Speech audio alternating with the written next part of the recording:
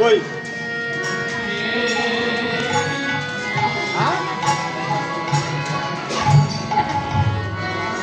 দর্শন না হলে না আনন্দ পায় না।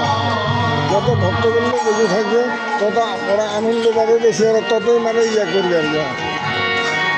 দর্শক নাই তো ওই জন্য ঝিলামো গাছে আর কি।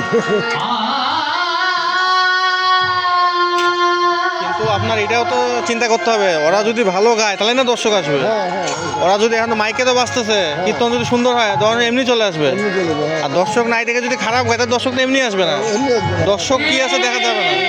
যে 10 জন আছে তাকে চিন্তা করে গাইতে হবে, তাকে চিন্তা করে সর্বোচ্চ ভালোটা দিতে হবে, ভালো দিতে হবে, তাহলে আরো 10টা লোক আসবে, 10টা লোক তাহলে না দর্শক হবে। হ্যাঁ। কিন্তু ওই যে এরা মনে করে কি যে দর্শক নাই, কি অত ঝাপা কুপা করে কি হবে।